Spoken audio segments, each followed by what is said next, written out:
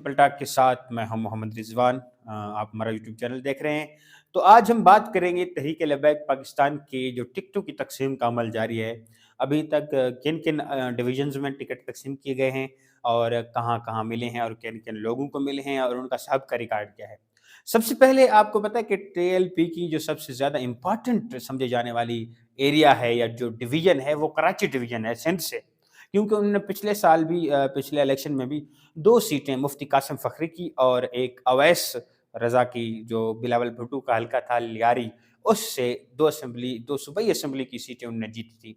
तो इस वक़्त उनका जो कराची की सतह पर जो टिकटों का अमल है वो तक़सीम का अमल शुरू हो चुका है तहरीक लबैक का। उन्होंने कुछ तब्दीलियाँ की हैं, अगर मैं यूँ कहूँ कि उन्होंने ऐसे उम्मीदवारों को टिकट नहीं दिया जिन्होंने एनए मतलब जो कौमी असेंबली के उम्मीदवार थे और उसमें अच्छा परफॉर्म कर रहे थे, उन्होंने वो इलेक्शन जीतने के करीब जा रहे थे, उन्होंने ऐसे उम्मीदवारों को टिकट नहीं दिया।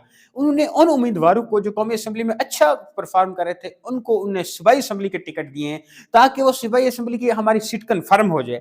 उन्होंने कौमी असेंबली की टिकट के लिए नए चेहरे मुतर्रफ कराए हैं। एक चेहरा पुराना है, बाकी नए हैं।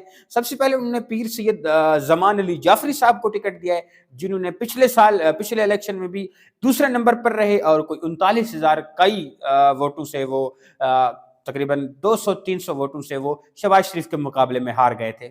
उसके बाद आते हैं हम उन्होंने एक ताजिर रहनुमा को टिकट दिया है जिनका नाम है शर्जील गुपलानी। उन्होंने पहले कोई इलेक्शन नहीं लड़ा, एक ज़िमनी इलेक्शन लड़ने का उनका इरादा था, जो बाद में ज़िमनी इलेक्शन कैंसल हो गया था, वो इलेक्शन नहीं लड़ सके थे। ये एक नया चेहरा है। अब देखते हैं, वो एक ताजिर रहनुमा है, कराची के सतर पर वो ताजिर इत्तेहाद के सदर भी हैं। अब देखते हैं कि वो क्या करते हैं। उसके बाद उन्होंने वसीम बलवानी को टिकट दिया। ये एक नौजवान रहनुमा है, इंजीनियर भी हैं और कराची के लेवल पर इनका कहा जाता है कि ये एक अच्छे अगर नौजवानों में मकबूल समझे जाने वाला एक कैंडिडेट है। उसके बाद उन्होंने पीएस लेवल पर सुल्तान अहमद रिजवी को टिकट दिया है, जो अमीर पीपी जनूबी हैं जिले के, उनको पीएस 108 का टिकट जारी किया है। जबकि इसी तरह एक एमएनए के उम्मीदवार थे अमजद रजा कादरी साहब।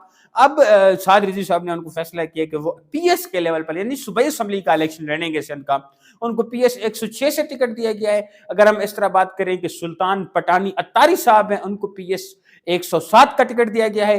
और इसी तरह जो इनके कराची डिवीजन के नायब अमीर हैं अमजद फारूकी साहब, जो पिछले इलेक्शन में दूसरे नंबर पर रहे थे, जहां पे एमक्यूएम का उम्मीदवार ख्वाजा इजहारुल हसन जीत गए थे, उनके मुकाबले में कोई 22,000 उन्होंने वोट लिए, जबकि ये जो अमजद रजा कादरी साहब थे इन्होंने तकरीबन कोई 17,000 वोट लिए, 5,000 का वोट का फर्क था, वो जीत गए थे। उनको भी उसी अपने हल्के का न्यू कराची का उनको टिकट जारी किया गया है। ये तफसीलात थी जो आपके सामने रखनी थी। फिल वक्त के लिए इजाजत दीजिए, देखते रहिए हमारा चैनल। बहुत शुक्रिया।